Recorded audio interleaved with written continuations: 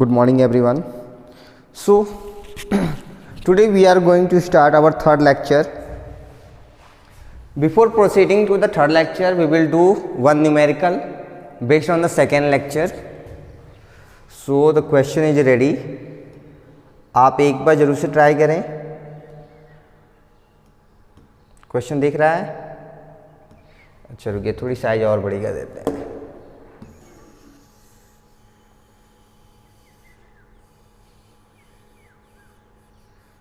अब सही है?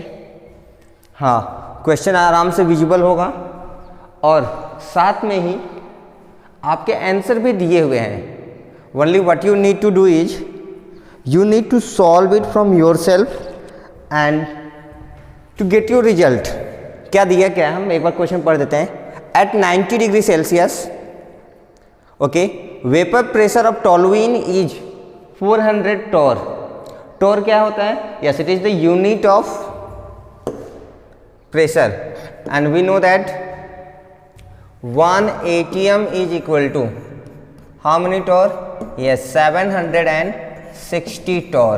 याद है 11th में हमने सीखा था कन्वर्जन. गुड, ये ठीक है. तो क्या दिया है कि at 90 degree Celsius vapour pressure of toluene is 400 torr and that of xylene is 150 torr. ठीक है. What is the composition of the liquid mixture? ठीक है, हमसे पूछा जा रहा है कंपोजिशन क्या होगी. क्या क्या दिया हमें दिया है vapour pressure of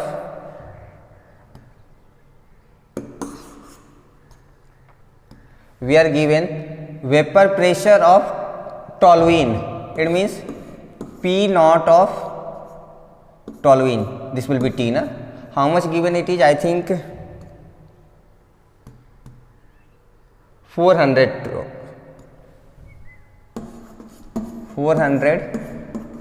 torr. Also it is given P naught of xylene. xylene को हम X से रिप्रेजेंट करते हैं. देखिए ये कितना दिया है. It is given 150 torr. Temperature it is given 90 degree Celsius. Generally temperature का कोई रोल नहीं होता है, लेकिन यहाँ पर टेम्परेचर के बजाय कुछ और दिया है. देखिए क्या दिया है. Okay, what is the composition of the liquid mixture, यानी कि हमें mole fraction of A and B निकालना है. ठीक है.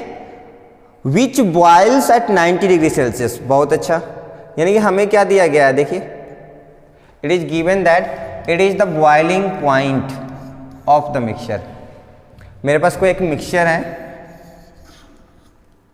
ठीक है. इसमें ये जो मिक्सचर है ना, इसमें जाइलिन भी है प्लस टोलुइन भी है, और दोनों ही मिक्सचर क्या होती हैं? वोलेटाइल होती हैं. अब हमें ये बताइए, क्या इसका वेपर बनेगा? बिल्कुल बनेगा. यहाँ वेपर इकट्ठा होगा. ये जो वेपर बनेगा किसका होगा? जाइलिन का या टोलुइन का? किसका होगा?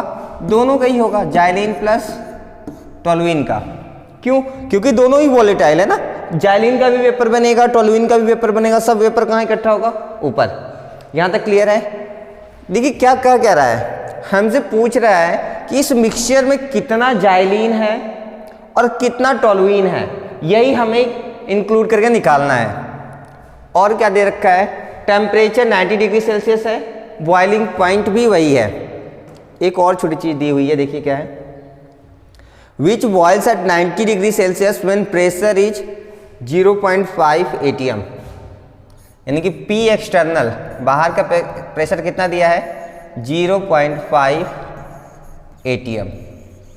इतना डिटेल्स दिया गया है और हमसे मोल fraction of xylene and toluene पूछा गया. कब? इन मिक्सचर, यानी कि काई एक्स निकालना है हमें. यहां तक तो समझ में आ गया. चलिए आगे बढ़ने से पहले देख लीजिए क्या है ये. हाँ, तो क्या करना है, यहां पे छोटी सी चीज याद रखनी थी आपको, जो हम सेकेंड लेक्चर के लास्ट टॉपिक में कवर कर रहे थे. नहीं, एक्चुअली सेकेंड लेक्चर नहीं था, फर्स्ट लेक्चर का पार्ट बी में. वहां हमने कहा था at any temperature, at any temperature if external pressure is equal to the vapor pressure then that will give us boiling point। या फिर हमने ऐसे कहा था, उसको याद रखिएगा, अगर किसी टेम्परेचर पे कोई मिक्सचर बॉयल होता है, अगर किसी टेम्परेचर पे कोई मिक्सचर बॉयल होता है तो उस केस में बाहर का जो प्रेशर होगा यानी P external will be equal to vapour pressure of mixture. देखिए यही चीज हमें यूज करना है। क्या दिया गया है? At 90 degree Celsius it boils, the mixture boil हो रहा है कब? 90 डिग्री सेल्सियस पर। इसका मतलब 90 डिग्री सेल्सियस पे इसका जो वेपर प्रेशर होगा वो बाहर के वेपर प्रेशर के इक्वल होगा, यानी कि बाहर के एक्सटर्नल प्रेशर के इक्वल होगा। तो हम क्या लिख सकते हैं? Net vapour pressure is equal to P external at 90 degree Celsius, और वो कितना है? हाँ कितना है? 0.5 atm। अच्छा ये देखिए सब वैल्यू किस में है? टॉर में। हाँ यहाँ पे भी आप टॉर लगा लीजिए, ये भी टॉर में दिया हुआ है। तो हम क्या करें, इसको भी टॉर बना दें, ठीक है। तो हमें मालूम है कि 1 atm में कितने टॉर होते हैं? 760, मल्टीप्लाई कर दीजिए, ये वैल्यू हो जाएगी कितनी?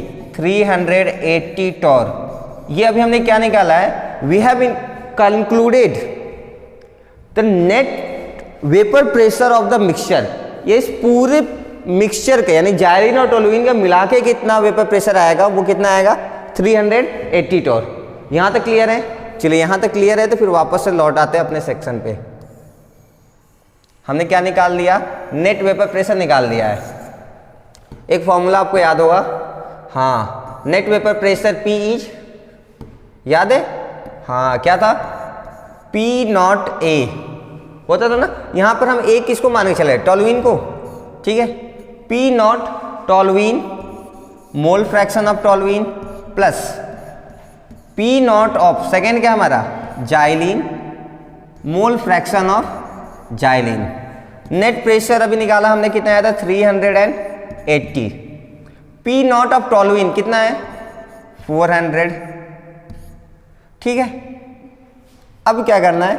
इसको ऐसे रन देते हैं, मोल fraction of toluene plus P not of xylene, यानी कि जब जाइलिन प्योर होता तो उसका वेपर प्रेशर कितना आता? 150 टॉर। अच्छा अब देखिए मेरे पास इक्वेशन तो एक ही बन रहा है ना, और वेरिएबल दो आ रहे हैं, एक टोलुइन आ रहा है, एक जाइलिन आ रहा है। क्यों हम दोनों को एक बना ले? बना सकते हैं। तो ठीक है, हम जाइलिन को क्या बना लेंगे? टोलुइन। ये कितना हो जाएगा? 1 minus mole fraction of toluene लिख सकते हैं। क्यों? क्योंकि mole fraction of xylene plus mole fraction of toluene is equal to 1। तो हमें जब भी निकालना होगा मोल फ्रैक्शन ऑफ जाइलिन, हम टोलुइन को उधर भेज देंगे, 1 minus mole fraction of toluene हो जाएगा। यहां तक क्लियर है? चलिए देखते हैं। 380 इज इक्वल टू, ये है 400 of mole fraction of xylene plus, इसको सॉल्व करेंगे तो 150 आएगा minus 150 of mole fraction of toluene. Sorry ये तो टोलुइन था ना, यहाँ पर टी रहेगा, ठीक है। अब हम क्या करते हैं, इस नंबर को उठा के इधर लेके आते हैं। ये क्या हो जाएगा? 380 माइनस 150 हो जाएगा। चलिए अगर हो जाएगा तो इसको यहाँ लिख देते हैं, आगे देखते हैं। 400 of mole fraction of toluene है एंड दैट इज 150, माइनस कर दिए, कितना आ जाएगा? I think 250 mole fraction of toluene आ जाएगा। इसको सॉल्व कर दीजिए तो ये कितना हो जाएगा? 380 माइनस 150 दैट इज 230, और ये कितना आ गया? 250 of mole fraction of toluene. ये 230 है तो 0 से 0 कैंसिल कर लीजिए यहाँ से। अब ऊपर का एरिया हमें रेज करना होगा। देखिए हमें क्या निकालना है? मोल फ्रैक्शन ऑफ टोलुइन ना, तो हम इसको इधर लेके आते हैं। हम क्या लिख देंगे यहाँ से? Mole fraction of toluene will be equal to, ये कितना बचा है? 23। या फिर अगर आप कैंसिल नहीं किए तो आप ऐसे भी लिख सकते हैं 230 अपॉन 250, तो 0 से 0 अब कैंसिल हो जाएगा, यानी ये फ्रैक्शन कितना आ गया? 23/24। ये किसका शेयर है? मोल फ्रैक्शन ऑफ टोलुइन। क्या अब हम जाइलिन का निकाल सकते हैं? हाँ अब तो सिंपल है। देखिए मोल फ्रैक्शन ऑफ जाइलिन क्या होगा 1 minus mole fraction of toluene. तो 1 minus mole fraction of toluene कितना है 23/25। एलसीएम ले लीजिए 25 हो जाएगा, इसको सॉल्व करेंगे 25 माइनस 23 यानी कितना आ गया 2/25। ठीक है, इस डेटा को आप कहीं नोट कर लीजिए। टोलुइन का और जाइलिन का कितना आ गया 2/25 कर सकते हैं। तो ये तो रहा इसका contribution, composition in liquid phase या फिर मिक्सचर। अभी हमें और एक पार्ट करना है, इसमें देखिए क्वेश्चन क्या है, what is the composition of vapour produced. जो वेपर आया ना उसका भी कंपोजिशन निकालना है, याद है? हाँ, हमने उसको क्या नाम दिया था YA एंड YB। यहां पर हम क्या नाम दे देंगे इसको YT। It means mole fraction of toluene in vapour phase कितना होता है, फॉर्मूला याद है? नहीं याद है तो आप तो फॉर्मूला बना भी सकते हैं, फिलहाल याद है तो डायरेक्ट लिखते हैं। क्या आता है? हाँ, P0A आता था तो यहाँ पर तो P0 टोलुइन हो जाएगा, इनटू X0A आता था तो वहाँ पे X0 टोलुइन हो जाएगा, अपॉन टोटल प्रेशर आता था। हम इसको एक्सपेंड नहीं करेंगे क्योंकि हमें टोटल प्रेशर मालूम था, पीछे निकाले थे कितना आया था 380 आया था। ठीक है, तो वैल्यू रख दीजिए P0T।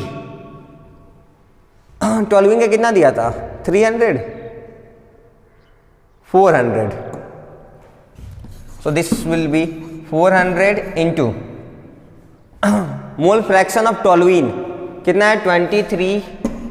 अपॉन 25 नीचे चला जाएगा, इंटू टोटल प्रेशर कितना आया था 380 आया था, याद है ना?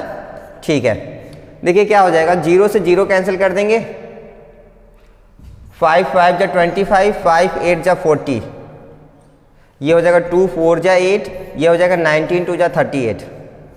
यानी कि ये वैल्यू आएगी, देखिए 23 into 4 that means 92 upon it will be 5, yes 19 5 जा 95। इसको आप सॉल्व कर देंगे, देखिए ये वैल्यू कितनी 0.9 के अराउंड आएगी। कितनी आएगी? 0.9 के अराउंड। एग्जैक्ट वैल्यू देखिए पीछे कैलकुलेट किया गया होगा, हम वहां से रख देते हैं। देखिए मोल fraction of toluene in vapour phase 0.969। अगर आप उसको सॉल्व करेंगे तो ये वैल्यू आ जाएगी, कितनी आएगी 0.969। अभी तो हमें निकालना है मोल fraction of xylene in vapour phase ना, तो YX निकालना है। क्या करेंगे 1 माइनस कर दें, तो 1 माइनस 0.969। चलिए इसको सॉल्व कर देंगे, कितना आ जाएगा, ये हो जाएगा 130। इट मीन्स 0.031 आ गया, ये आंसर है। इसमें कोई यूनिट वगैरह नहीं होगी क्योंकि हमने कंपोजिशन निकाला, हमने शेयरिंग निकाला है। आप इसके साथ चाहें तो मोल लगा सकते हैं, बस। क्लियर है? कर सकते हैं? हाँ बिल्कुल, अगर आप कर सकते हैं तो आगे देखते हैं। और हमने लास्ट क्लास क्या सीखा था, हमने एक ग्राफ बनाया था। ग्राफ किसका बनाया था हमने? मिक्सचर का ग्राफ बनाया था, मिक्सचर के वेपर प्रेशर का। एक बार फिर से वो ग्राफ देखिए, ठीक है। इस एक्सिस पे हम क्या रिप्रेजेंट करते हैं, इधर मोल फ्रैक्शन, इधर क्या रिप्रेजेंट करते हैं हम, वेपर प्रेशर करते हैं। यहां पर बताइए, हाँ हमने काई ए की वैल्यू मैक्सिमम लिया था 1, ठीक है, और यहां पर हमने काई बी की वैल्यू ली थी मिनिमम, दैट इज 0। जब हम इधर जाएंगे तो देखिए काई ए की वैल्यू लगातार कम होगी और काई बी की वैल्यू लगातार बढ़ेगी। यहां इस पॉइंट पे काई ए की वैल्यू हो जाती है 0 और काई बी की वैल्यू हो जाती है 1 हो जाती है। देखिए यहां पर जब मोल फ्रैक्शन ऑफ ए 1 है, इसका मतलब सिर्फ और सिर्फ यहां पे कौन एग्जिस्ट करता है, प्योर कंपोनेंट ऑफ ए, तो इसका वेपर प्रेशर भी मैक्सिमम आएगा। वो कितना आएगा, P0A के इक्वल आएगा, ठीक है। अब हम यहाँ पे एक छोटा सा एजम्पशन लेके चल रहे थे, क्या था वो, P0B is greater than P0A। इसका मतलब क्या है, सिंपल सी बात है कि यानी कि जो B है ना, जो कंपोनेंट B है वो that is more volatile as compare to A। तो बी का वेपर ज़्यादा बनेगा, इसलिए प्योर बी का वेपर ज़्यादा है एज कंपेयर टू ए, तो प्रेशर भी ज़्यादा हो जाएगा। अब यहाँ देखिए, यहाँ कौन एग्जिस्ट करता है? प्योर बी एग्जिस्ट करता है। क्यों? क्योंकि ए वाला तो 0 हो गया। अगर प्योर बी है तो इसका वेपर प्रेशर मैक्सिमम होगा और कितना होगा? हाँ, पी नॉट बी होगा। याद आया?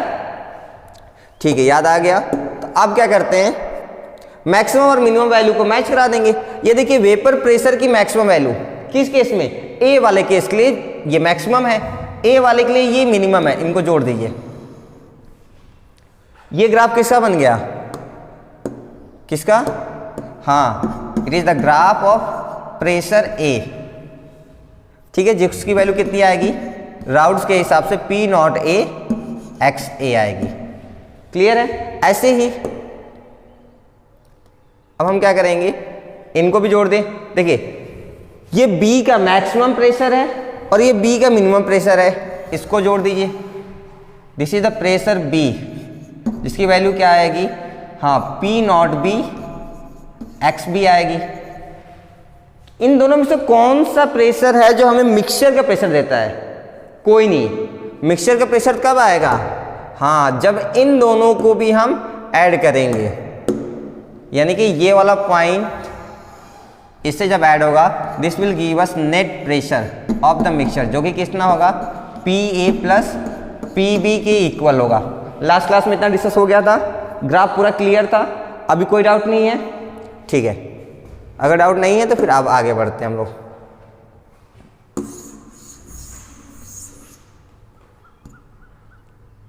ये तो वही सॉल्यूशन पार्ट था। चलिए नेक्स्ट हेडिंग डालेंगे, liquid and vapour composition curve. हाँ, this is curve for ideal solution. अब हम ना क्या करेंगे, लिक्विड और वेपर दोनों फेज की क्या करेंगे? हाँ, ग्राफ बनाएंगे। तो देखिए लिक्विड वाला तो आपको पता ही है, यही डायग्राम। अच्छा, सिर्फ इसमें क्या करना है, हमें सॉल्यूशन का बनाना है। तो बस क्या करना था, पुराने वाले ही ग्राफ में से जो पी ए की वैल्यू ग्राफ आती थी और पी बी की ग्राफ आती थी, हम उसको हटा देंगे। हमें तो सिर्फ किसको बनाना था? सॉल्यूशन का। तो यही ग्राफ बनेगा। यहाँ पी नॉट ए होगा, यहाँ पी नॉट बी होगा। याद है, यहाँ पे काई ए की वैल्यू 1, काई बी की वैल्यू 0। यहाँ पर काई ए की वैल्यू 0, काई बी की वैल्यू 1। बस। अच्छा, यहाँ पे कुछ चीज़ देखिए छूटी हुई है, मेंशन कर लीजिएगा। ये क्या रिप्रेजेंट करता है हमें? Mole fraction. This is representing vapour pressure. कर सकते हैं? कोई डाउट है? नहीं है? ठीक है। लेकिन ये ग्राफ किसके लिए है? लिक्विड के लिए है। हाँ, सो इसको हम क्या कहेंगे? Liquid composition curve. क्योंकि ये मिक्सचर का ग्राफ है, इसलिए हम क्या कहेंगे? Liquid composition curve. ऐसे ही क्या वेपर फेज के लिए भी ग्राफ बनेगा? बिल्कुल बनेगा, क्योंकि ऊपर में भी तो कुछ हिस्सा किसका होता है? ए का, कुछ बी का। तो उनके बीच का भी कर्व हमें बनाना है। अभी आगे बनाते हैं, देखिए।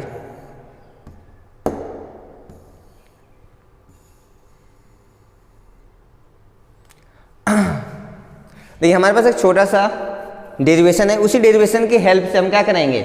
आगे की कर्व बनाएंगे। क्या है? काई ए प्लस काई बी की वैल्यू कितनी आएगी? 1 आएगी, सबको पता है। चलिए हम पूरा कर ही दे क्या? चलिए देखिए, पीछे वाली स्पेस खाली थी ना? नहीं, चलिए आगे ही कर लेते हैं। Chi A plus chi B is equal to 1। याद हो गया है? ठीक है। अब छोटा सा हम यहाँ पर रिलेशन लिखेंगे। याद है वेपर पेज वाला? हाँ, वाई ए की वैल्यू क्या आती है? क्या आती है? Good. P naught A X A upon P T. इसी तरह वाई बी की वैल्यू कितनी आती है? P naught B X B upon P T. आता है ना? अगर हम इन्हीं वैल्यू को उठा के यहाँ रख दें, नहीं हमें तो काई ए चाहिए ना। अगर हम यहाँ से काई ए की वैल्यू निकालें, चलिए नीचे लिख लेते हैं ना। तो देखिए काई ए की वैल्यू क्या आ जाएगी? इसको उठा के इधर ले जाएंगे तो ये हो जाएगा Y A into total pressure upon ये पी नॉट ए कहाँ चला जाएगा? नीचे। ऐसा बनेगा। इसी तरह काई बी की वैल्यू भी निकालेंगे तो क्या आएगा Y B into P T upon P naught भी आ जाएगा। चलिए इन वैल्यू को रखते हैं। काई ए की वैल्यू अभी हमने निकाला कितना आया Y A P T upon P naught A आया, ठीक है। यहाँ पे प्लस काई बी की value Y B P T upon P naught B आएगा। हाँ, काई बी की value Y B P T upon P naught B आएगा। इनका सम क्या होगा 1 के इक्वल। जनरली हम क्या करते हैं, देखिए इसको तरफ कर देता है, अभी इसकी हमें कोई ज़रूरत नहीं है। देखिए यहाँ पे वाई ए, यहाँ पे वाई बी है, हम क्या करें दोनों को एक ही में कन्वर्ट कर देते हैं। यानी हम वाई बी को क्या लिख देंगे, देखिए वाई ए प्लस वाई बी की वैल्यू क्या होगी 1 होगी। तो आप हमें बता सकते हो वाई बी की वैल्यू क्या होगी, हाँ क्या होगी 1 माइनस वाई ए हो जाएगी ना। चलिए तो उसको यहाँ पे हम रेप्लिकेट करते हैं, तो ये क्या हो जाएगा Y A P T upon P naught A plus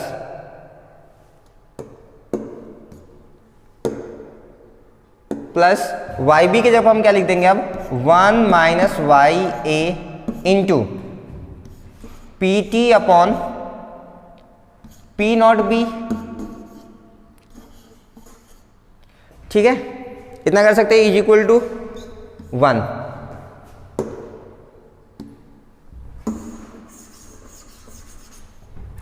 अब इसी वैल्यू को अगर हम यहां कैलकुलेट करके कुछ लिखे तो देखिए ये तो वैसे ही रहेगा Y A P T upon P naught A plus, अब हम इनको ब्रैकेट को ओपन करेंगे तो एक बार इसका मल्टीप्लाई 1 से होगा, जब होगा तो क्या वैल्यू मिलेगी हमें, देखिए क्या हमें P T upon P naught B मिलेगा। अब इसी का मल्टीप्लाई वाई ए से करेंगे तो देखिए minus Y A P T upon P naught B मिलेगा। देखिए सब कुछ दिख रहा है ना, हाँ ठीक है। तो यहां तक क्लियर है ना, आगे बढ़ते हैं। इसको हमें रफ कर लेने दीजिए। उधर लास्ट में इक्वल टू में क्या आएगा 1 आएगा। एक काम करते हैं हम अच्छे से इरेज करके पूरा बड़ा सा लिख लेते हैं। इस इक्वेशन को हम बड़ा सा लिख लेते हैं। यहाँ पे क्या है Y A P T upon P naught T है plus P T upon P naught B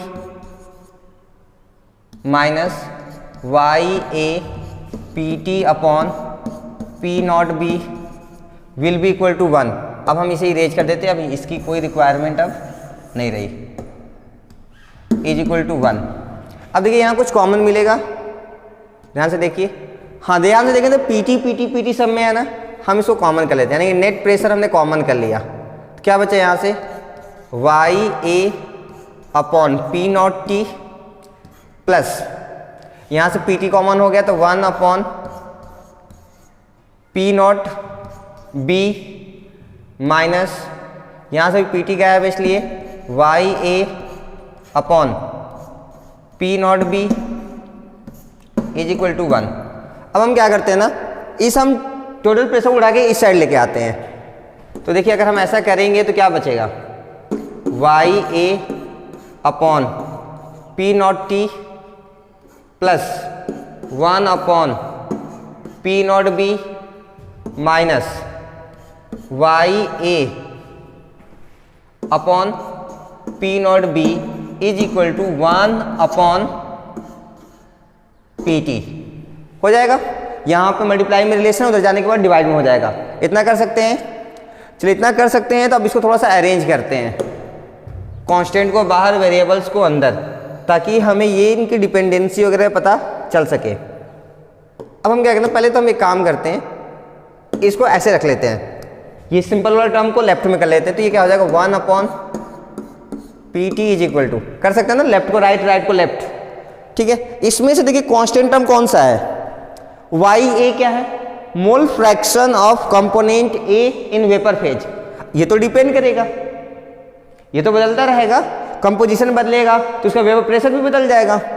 ठीक है, 1 क्या है? कांस्टेंट। पी नॉट बी क्या है? It is the vapour pressure of the pure component B. अगर प्योर कंपोनेंट बी है, क्या उसका वेपर प्रेशर कभी भी बदलेगा? नहीं बदलेगा ना। तो यानी कि ये पूरा टर्म क्या हमारा कांस्टेंट है, हम इसको बाहर निकाल लेते हैं। तो क्या बचेगा? 1/P0B बाहर ले लिया हमने, ले सकते हैं, प्लस अब हमारे पास बचा क्या, देखिएगा ध्यान से। एक तो ये टर्म बचेगा, दूसरा ये टर्म बचेगा। इसमें कुछ कॉमन मिल रहा है?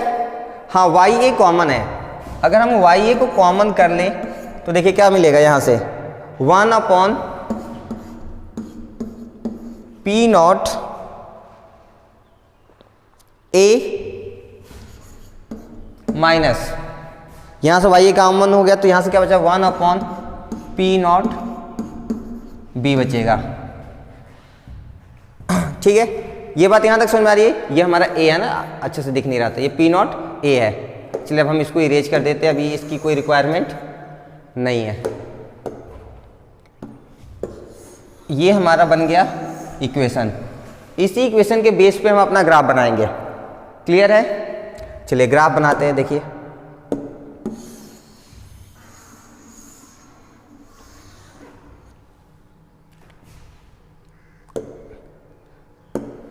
पिछले वाले ग्राफ में यहाँ पे XA की वैल्यू 1 होती थी, क्योंकि ये वेपर फेज है इसलिए यहाँ पे क्या होगा? YA की वैल्यू 1। अब बता सकते हैं यहाँ पे YB की वैल्यू क्या हो जाएगी? हाँ, 0 हो जाएगी, क्योंकि YA ही कंप्लीट हो गया तो YB क्या है? 0। यहाँ पर YA here YA will be 0 and YB will be equal to 1। YB is equal to 1। अब ज़्यादा परेशान मत होइए, PDF वर्क में दे देंगे, वहां से देख लीजिएगा। बस समझते रहिए, सुनते रहिए। यहाँ YA की वैल्यू 1 होगी, उसमें यहाँ पर XA की वैल्यू 1 होती थी। तो बस सेम चीज़, क्योंकि वहाँ पे लिक्विड फेज की बात होती थी तो हम X में डील कर देते, यहाँ हम वेपर फेज में डील कर रहे, इसलिए यहाँ पर हमने क्या डील किया है? हाँ, यहाँ हमने YA के साथ डील किया है। अब देखिए, अब अगर हमें यहाँ पर YA की वैल्यू 1 है, क्या है? YA की वैल्यू 1, इस वैल्यू को उठाकर हम यहाँ रख दे, YA को उठा के यहाँ 1 रख दे, तो देखिए क्या हो जाएगा? 1, तो 1 को मल्टीप्लाई करने का कोई फायदा नहीं है, ब्रैकेट खुल जाएगा, ये हो जाएगा 1/P0 A minus 1/P0 B हो जाएगा। अच्छा, ये देखिए 1/P0 B पॉजिटिव है, ये 1/P0 B क्या रहेगा? नेगेटिव। क्या कैंसिल हो जाएगा? अच्छा, कैसे होगा अभी हम करके दिखा देंगे। यहां से सॉल्व करेंगे तो आपको वैल्यू आएगी 1/P0 A, जो कि इसकी मैक्सिमम वैल्यू होगी। यानी कि जो हम ग्राफ बनाएंगे यहां पर जो मैक्सिमम वैल्यू आएगी ये कितनी होगी? 1/P0 A होगा।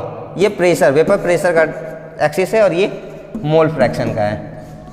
अभी कैसे 1 आएगा वो 1/P0 B, वो अभी हम दिखा देंगे। 1/P0 A यहाँ से कैसे आएगा ये यहाँ पर देख लेंगे हम। यहाँ देखिए YB की वैल्यू 1 है, अगर हम इसमें YB तो है नहीं, ठीक है, YA की वैल्यू क्या है? 0 है। अगर हम YA की जगह पर 0 रख दें यहाँ पर, तो ये पूरा टर्म क्या हो गया? 0। तो हमें क्या मिलेगा? 1/P0 B मिलेगा। ये हो गया हमारा 1/P0 B। अभी आपके माइंड में एक सवाल आ रहा होगा, सर पिछली बार वाले ग्राफ में ये वाला नीचे होता था, ये वाला ऊपर होता था ना, इस बार उल्टा क्यों हो रहा है? अभी हम डिस्कस करेंगे। फिलहाल ये डायग्राम के इतना वर्क समझ में आ रहा है आपको? पहले तो हम ये डिस्कस कर लें कि ये P0/A कैसे आएगा। इस डायग्राम को हम रफ करते हैं, फिर से हम बना लेंगे। फिलहाल आपको हम समझा दिए वैल्यू कैसे कैसे आई है। पहला केस, जब YA इज इक्वल टू 1 है तो देखिए 1/PT की वैल्यू क्या आएगी? 1/P0 B प्लस यहाँ YA है ना, YA की जगह पे 1 रख देंगे तो 1 का मल्टीप्लाई करते हैं 1/P0 A आएगा, यहाँ से माइनस 1/P0 B आएगा ना। अब देखिए ये पॉजिटिव 1/P0 B है, ये नेगेटिव 1/P0 B है, ये तो कैंसिल हो गया। यहाँ से क्या मिलेगा हमें? इसको सॉल्व करेंगे तो 1/PT की वैल्यू आएगी 1/P0 A, क्या आएगी?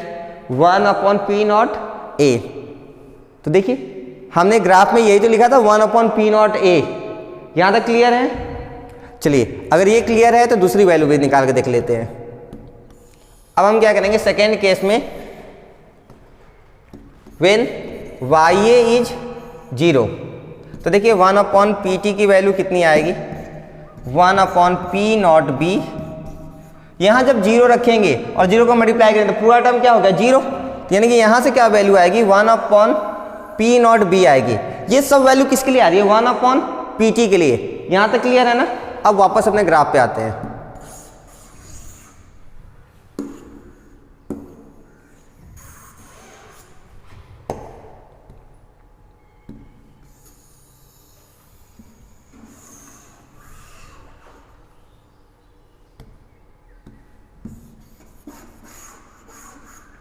ठीक है, ये जो हमारा ग्राफ है ये किसके लिए है 1/pt का है, और यहाँ जो ग्राफ है वो किसका है mole fraction in vapour phase, यानी कि ये y के साथ डील कर रहा है।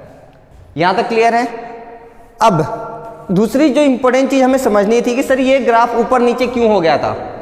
प्रीवियस वाले में x के साथ जब डील करते थे ये नीचे होता था, ये वाला ऊपर होता था, क्योंकि हमने ये एजम्पशन मान रखा था कि P0b is greater than P0a, यानी कि हमने कहा था कि b ज्यादा वोलेटाइल है a के लिए, तब के लिए ग्राफ है।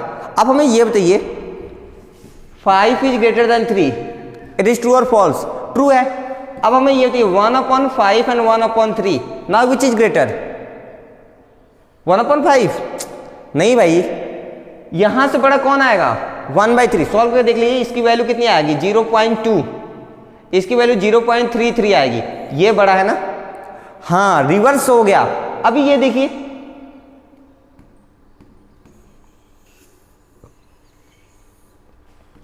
हम अभी भी वही एजम्पशन के साथ चल रहे हैं, P0b is greater than P0a, लेकिन क्योंकि जब हम इसका रिवर्स केस रेसिप्रोकल लिखेंगे तो हम क्या लिखेंगे 1/P0b is less than 1/P0a।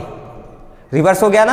अब बताइए बड़ा कौन है 1/P0a बड़ा है, इसलिए 1/P0a ये वाला जो सेक्शन है उसको हमने क्या कर दिया ऊपर, और 1/P0b जो कि छोटा सेक्शन है उसको हमने कहाँ कर दिया नीचे। बात समझ में आ रही है? अच्छा ठीक है, हमें तो सॉल्यूशन के लिए निकालना है, तो क्या हमें a और b के दिखाने की जरूरत है? नहीं है। अगर होगा तो हम क्या करेंगे, चलिए वो भी दिखाई देते हैं आपको। इसको इससे जोड़ देंगे, इसको इससे जोड़ देंगे, ये pb का ग्राफ हो गया, ये pa का ग्राफ। लेकिन हमें तो pb और pa नहीं चाहिए, हमें किसका ग्राफ चाहिए सॉल्यूशन का ग्राफ चाहिए। सॉल्यूशन का ग्राफ कैसे मिलता है? हाँ इसके और इसके दोनों टॉप वैल्यू को जोड़ने से। इसको हम अलग कलर से, पहले हम ये समझ में आ रहा है ना, इसकी जरूरत नहीं है तो हम इसको रफ करते हैं।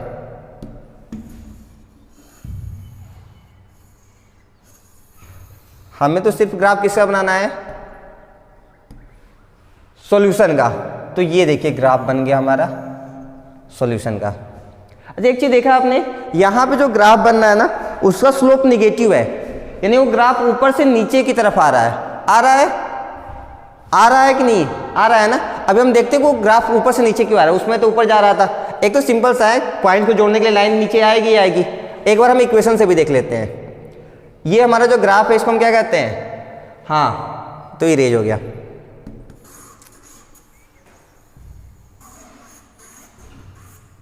ये जो ग्राफ था इसका नाम था वेपर कंपोजिशन। क्या था? Vapour pressure composition. अभी ये देख लीजिए जो हमारा पीछे का रिलेशन आया था वो क्या आया था 1/Pt is equal to 1/P0a plus यहाँ पे y था ना, y था हाँ ya into 1/P0b minus P0a। ध्यान रहे आपको ये सब याद नहीं रखना है, बिल्कुल याद नहीं रखना, बस समझते चलिए। ठीक है, अब हमें ये बताइए, ये तो a रहेगा ना। अब हमें ये बताइए 1/P0b और P0a में बड़ा कौन है P0b, और 1/P0b 1/P0a में बड़ा कौन है 1/P0a। अगर ये वैल्यू बड़ी है तो ये सॉल्व होने के बाद जो आंसर आएगा वो पॉजिटिव आएगा कि नेगेटिव? नेगेटिव आएगा, क्योंकि ये नेगेटिव आ रहा है तो स्लोप भी क्या होगा, हाँ स्लोप जब नेगेटिव होता है इसका मतलब वो टॉप से बॉटम की तरफ आगे बढ़ता है। क्लियर है? अब ठीक है, क्लियर है, तो आगे बढ़ते हैं।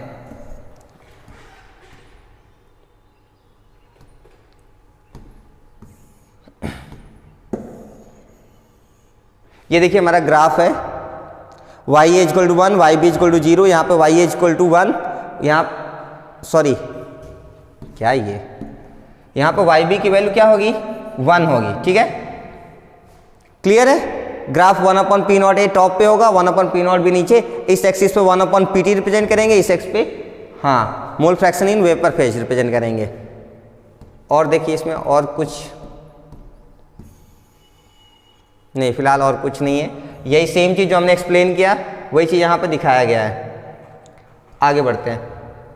अभी एक चीज़ देखिए आपने, ये जो ग्राफ है ये P0A, ये जो टोटल प्रेशर है ना, ये टोटल प्रेशर को नहीं दिखा रहा, ये क्या है, उसका रिवर्स ग्राफ है। देखिए 1/PT है, हमें ग्राफ किसमें चाहिए, टोटल प्रेशर, वो टॉप में होना चाहिए ना, यानी कि न्यूमरेटर PT होना चाहिए था, ना कि डिनोमिनेटर में। यहां तक क्लियर है। अब देखिए ये ग्राफ चूंकि रिवर्स केस में स्ट्रेट लाइन बना है, एक छोटा सा ट्रिक आपके काम आ सकता है, क्योंकि रिवर्स केस में 1/PT का ग्राफ स्ट्रेट लाइन बना है, तो जब हम PT का ग्राफ बनाएंगे ना वो कर्व बनता है, वो ग्राफ कैसा बनेगा, कर्व बनेगा। बात समझ में आ रही है मेरी, क्लियर है। चलिए अगर क्लियर है तो वो ग्राफ भी देख लीजिए।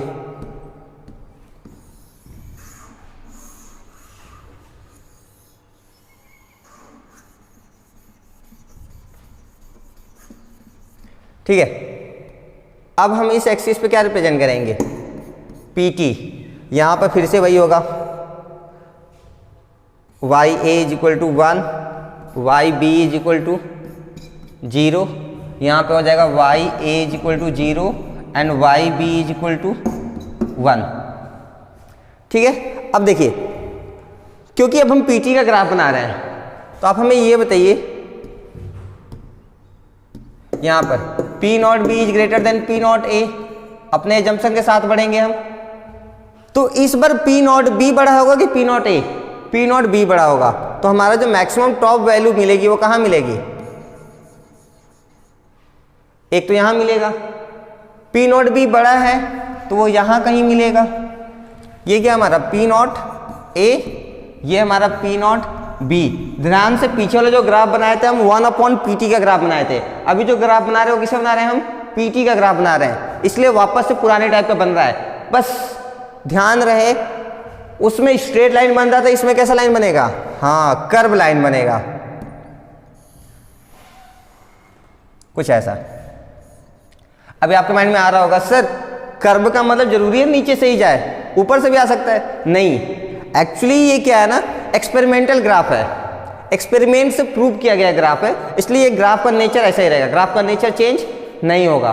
क्लियर है, तो ये हो गया आपका ग्राफ रेडी। अभी देखिए अगर कम से कई बार हमसे कह देंगे ना दोनों का ग्राफ बनाइए, किसका किसका, हाँ यानी कि लिक्विड फेज का और वेपर फेज का, तो ये तो वेपर फेज का ग्राफ बन गया। लिक्विड फेज का ग्राफ याद है क्या होता है, हाँ बिल्कुल सिंपल था, क्या था, ये स्ट्रेट लाइन से जोड़ा गया था। क्लियर है, ये छोटी छोटी चीजें हैं। चलिए आगे अभी डिस्कस करते हैं क्या दिया है। ये हो गया, ये देखिए ग्राफ है हमारा, P का ग्राफ है, PT का, यानी कि इसमें 1/PT का नहीं है, PT का ग्राफ है, सेम चीज बना है, बस किस रहेगा, कर्व बनेगा। ये इस ग्राफ को हम क्या कहते हैं, वेपर कंप्रेसर, नहीं ये गलत नाम है, यहां पर नाम होगा vapour composition graph, vapour composition curve या वेपर कंपोजिशन ग्राफ कर सकते हैं। हाँ तो ये करेक्शन कर लीजिएगा, यहाँ पर कंपोजिशन होगा, क्योंकि इससे हमें क्या मिल रहा है, कंपोजिशन मिलेगा। देखिए कैसे, ग्राफ को रीड करना भी देख लीजिए। अगर हम कहें कि इस इतने प्रेशर पे वेपर का कंपोजिशन बताइए कि कितना उसमें ए का कंपोनेंट है, कितना बी का, तो हम इसको डॉट डॉट करते जाएंगे। देखिए इस ग्राफ को यहाँ पे ये कट करेगा ना, उसी तरह नीचे आ जाएंगे। ये देखिए इस पॉइंट पे, अब हमें इतना तो गेस करके बता ही सकते हैं, इस पॉइंट पे वेपर ऑफ ए कंपोनेंट का ज्यादा होगा या वेपर ऑफ बी कंपोनेंट का ज्यादा होगा। किसका होगा? हाँ, बी का ज़्यादा होगा। क्यों? क्योंकि देखिए यहाँ पर ए तो ज़्यादा था, यहाँ बीच में कहीं ए और बी दोनों इक्वल इक्वल आते हैं। अब जैसे जैसे आगे बढ़ रहे हैं हम, ए की वैल्यू कम हो रही है, तब तो जीरो होगा, यानी जीरो से थोड़ा सा कम है ये, और ये देखिए 1 से थोड़ा सा कम है, तो यहाँ पर बी कंपोनेंट का वेपर ज़्यादा है और ए कंपोनेंट का वेपर कम है। ऐसे ही अगर आपको बोल दे इस पॉइंट पे निकालने के लिए, तो क्या करना है? जिस पॉइंट पे टच करेगा वहां से नीचे लेके आएंगे, यहाँ पे कंपोजिशन आएगा। इस पॉइंट पे बताइए किसका वेपर ज़्यादा होगा? हाँ, ए का ज़्यादा होगा, बी का कम होगा। कर सकते हैं। चलिए फिर आगे बढ़ते हैं। ये क्या ज़्यादा ही बड़ा हो गया?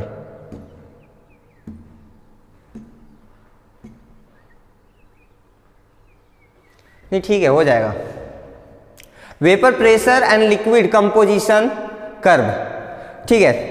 इसमें हमने ना जो कर्व बनाया है, इसमें वेपर प्रेशर और लिक्विड दोनों के ही कंपोजिशन को हमने इंक्लूड कर दिया है। अभी पीछे बताया भी थे ना क्या करना है। लिक्विड कंपोजिशन वाला कर्व बनेगा, ग्राफ जो कर्व होता है, और लिक्विड फेज वाला स्ट्रेट लाइन बनेगा, वेपर फेज वाला कर्व बनेगा। दोनों को एक साथ रिप्रेजेंट कर दीजिए, हो गया ग्राफ रेडी।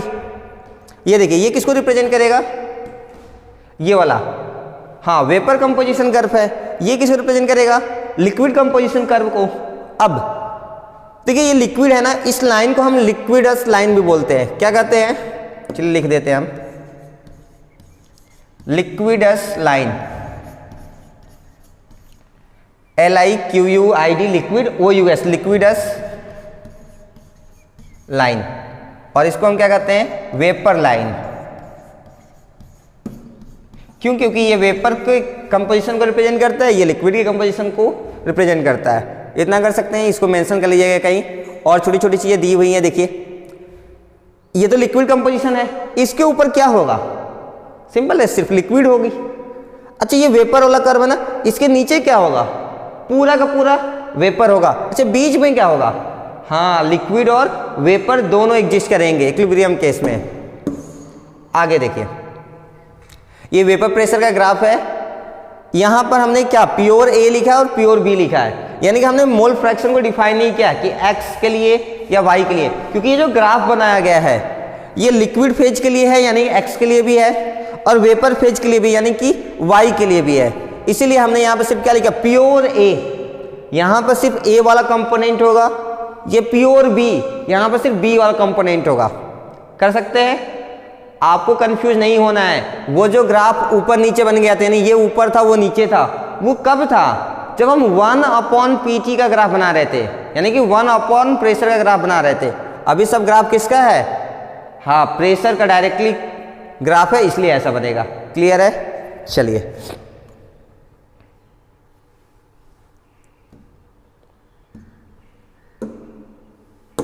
अब बस ज़्यादा नहीं बचा है, 2 ग्राफ और है अभी, उसको डिस्कस करेंगे।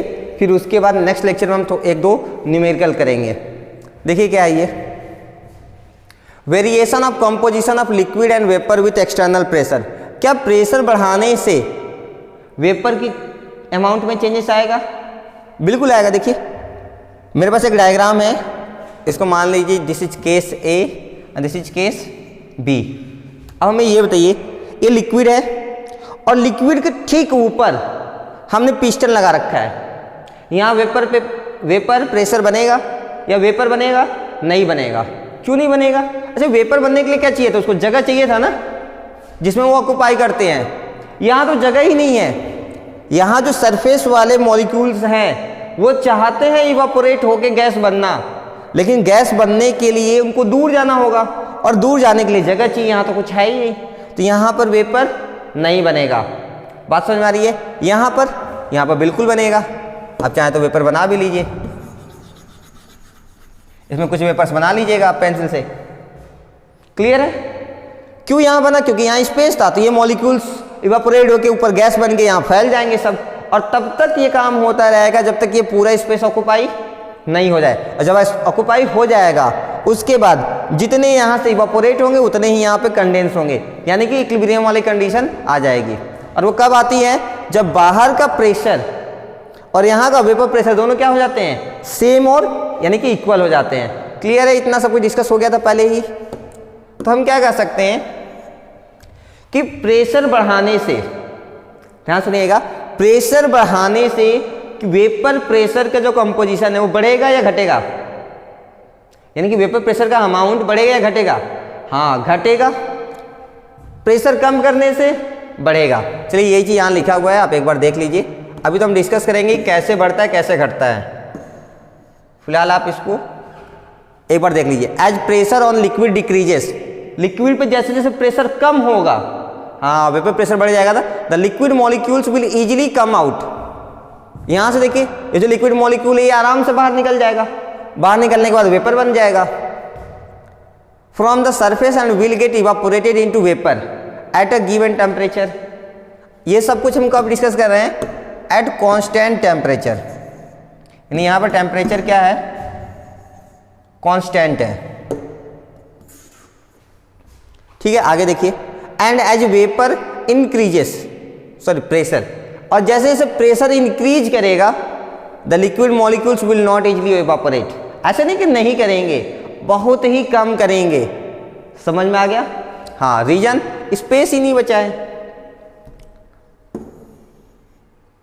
अब हम डिस्कस करेंगे कि प्रेशर के इफेक्ट से कैसे कंपोजिशन बदलता रहता है। ठीक है, यानी जो कंपोजिशन है वो कैसे चेंज होगा प्रेशर बढ़ाने पे और प्रेशर घटाने पे। दो ही केस होगी, एक तो जब प्रेशर बढ़ रहा होगा, दूसरा जब प्रेशर घट रहा होगा। ध्यान से समझिएगा, बहुत ही आसान सा है। ये कर्व तो आपको बनाने आ ही गया है, याद भी हो गया होगा। चलिए, दिख रहा है ना? ठीक है, फिर करना क्या आपको, हम फिर से बना के दिखा दें? चलिए हम ही बना के दिखा देते हैं आपको।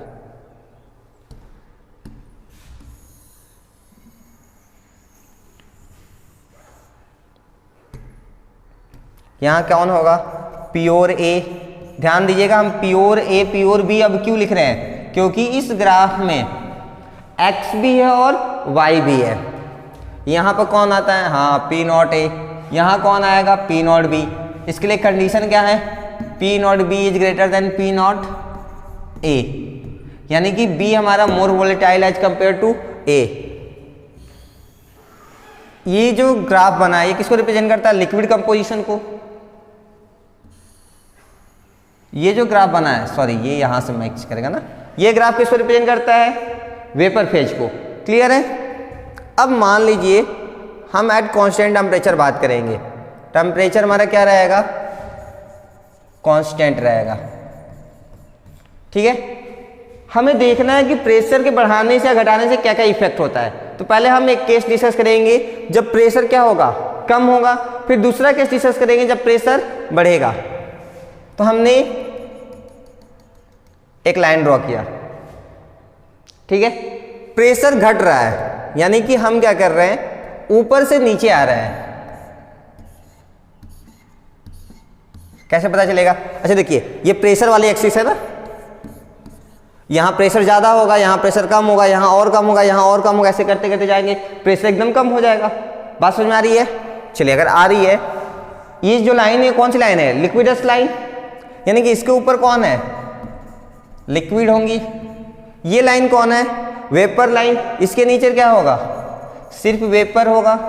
और इसमें लिक्विड और वेपर दोनों ही एग्जिस्ट करते हैं ना। अब हम कुछ पॉइंट्स मार्क कर लेते हैं। देखिए, हमने मान लिया दिस इज पॉइंट 1, ये हमने मान लिया पॉइंट, कलर दूसरा यूज कर लेना, ब्लैक यूज करते हैं। दिस इज पॉइंट 1, पॉइंट 2, इधर बीच में पॉइंट 3, पॉइंट 4 और इधर कहीं पॉइंट 5।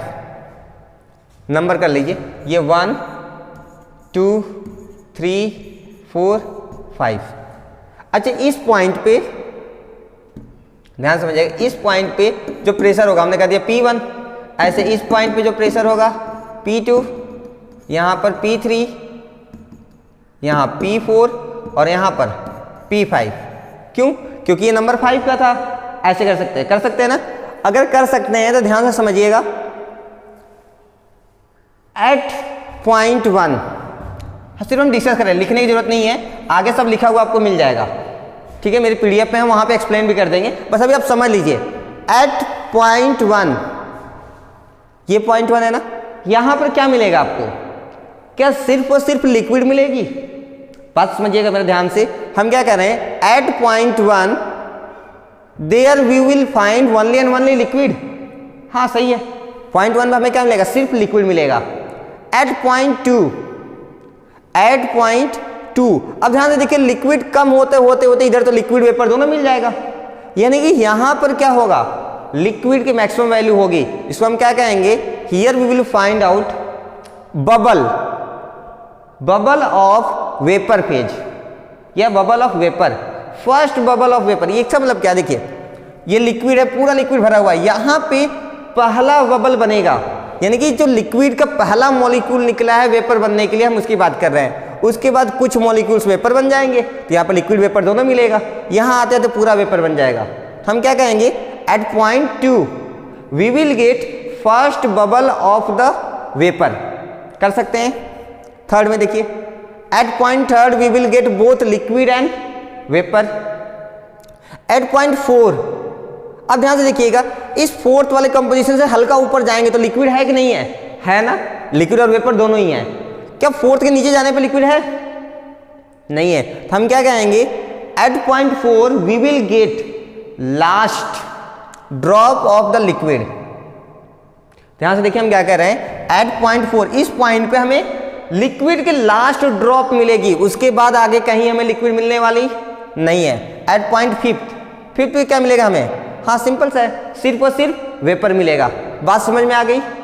यानी हमने क्या कहा, देखिए पॉइंट 1 पे सिर्फ लिक्विड, पॉइंट 2 पे first bubble of the vapour, यानी कि लिक्विड अब धीरे धीरे, यानी वहां से वेपर बनना स्टार्ट होगा। कहां से? इस पॉइंट से। थर्ड पॉइंट पे लिक्विड वेपर दोनों रहेंगे। फोर्थ पॉइंट पे लिक्विड का लास्ट ड्रॉप रहेगा, यानी उसके बाद कहीं लिक्विड हमें नहीं मिलेगा। तो देखिए जैसे जैसे प्रेशर कम हो रहा है, लिक्विड किस में बदल गया? वेपर में। चलिए पीछे भी तो देखे थे, जब प्रेशर कम करते हैं तो इवापोरेशन ज़्यादा हो जाता है और लिक्विड से वो क्या बन जाते हैं? वेपर बन जाता है। क्लियर है? अभी इसका रिवर्स केस देखिए, अगर हम नीचे से ऊपर जाते तब, अगर हम प्रेशर को इंक्रीज करते यानी नीचे से ऊपर जाते तब क्या होता? पहले हमें क्या मिलेगा? वेपर, फिर क्या मिलेगा?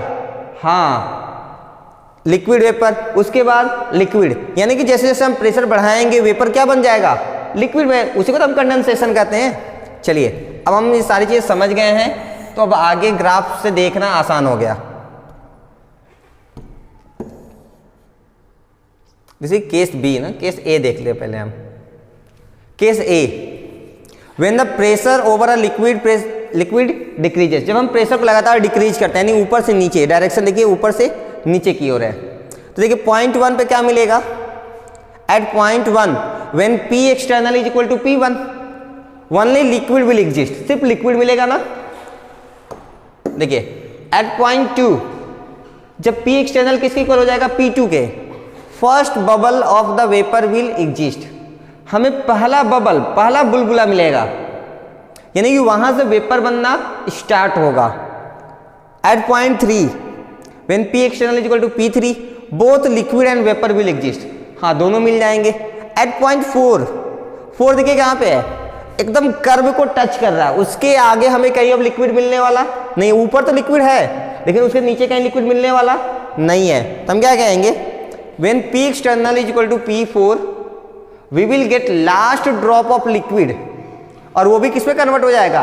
वेपर में। At point 5 when P external is P5, ये देखिए यहाँ पर सिर्फ और सिर्फ कौन एग्जिस्ट करेगा? वेपर। देखिए ये देखिए at point 5 when P external is equal to P5 only vapour will exist. Clear है? सबको समझ में आ रहा है? हाँ बहुत ही आसान सा है। अब आप सेकेंड वाला केस तो आप खुद से डील कर सकते हैं। देखिए उसे बना हुआ है, देख लीजिए। When the pressure over a liquid increases, अब प्रेशर बढ़ाना है तो हम ऊपर से नीचे नहीं आएंगे, नीचे से ऊपर, क्योंकि यहाँ प्रेशर कम होगा, यहाँ ज़्यादा, ऐसे ऊपर ऊपर जाते रहेंगे, वो ज़्यादा होगा। तो देखिए पॉइंट 1 पे हमें क्या मिलेगा? वेपर मिलेगा। यही सारी चीज़ यहाँ पे फिर से लिखी हुई हैं, सिर्फ आप पढ़ लीजिए, क्योंकि अब तो आप खुद से कर सकते हैं। देखिए साइज बड़ी हो सकती है, हो तो जाना चाहिए। हाँ हो गया। At point 1 when P external is equal to P1, ये पॉइंट 1 है इसलिए हमने यहाँ P1 मान लिया, पॉइंट 2 को P2 0.3 को P3, 0.4 को P4 एंड 0.5 को P5। तब देखिए at point 1 when P external is equal to P1 only vapor will exist. At point 2 first drop of the liquid will be formed.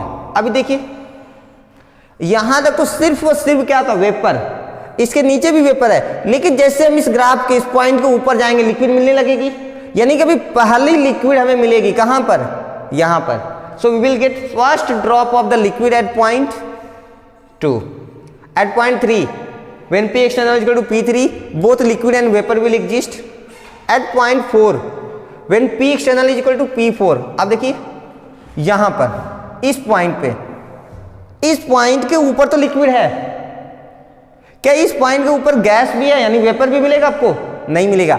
इस पॉइंट के नीचे वेपर है कि नहीं है, है, यानी कि ये लास्ट पॉइंट है जहां पर हमें वेपर मिल सकता है। So last bubble of the vapour will convert into liquid, और वो भी जो लास्ट बबल है वहां पे क्या हो जाएगा, वेपर में कन्वर्ट, सॉरी लिक्विड में कन्वर्ट हो जाएगा। At point 5 when P external is equal to P5 only liquid will exist. वहां पे कौन एग्जिस्ट करता है, सिर्फ और सिर्फ लिक्विड। नोट में क्या लिखना है, एट कांस्टेंट टेम्परेचर। टेम्परेचर हम क्या रखे हैं, कांस्टेंट, क्योंकि टेम्परेचर का भी बहुत बड़ा रोल है। अभी हम नेक्स्ट क्लास में आगे सीखेंगे कि टेम्परेचर के साथ ये कैसे वेरी करता है। उस टाइम पे हम प्रेशर को क्या करेंगे, कांस्टेंट कर देंगे। सबको क्लियर है, ठीक है। Thank you so much class.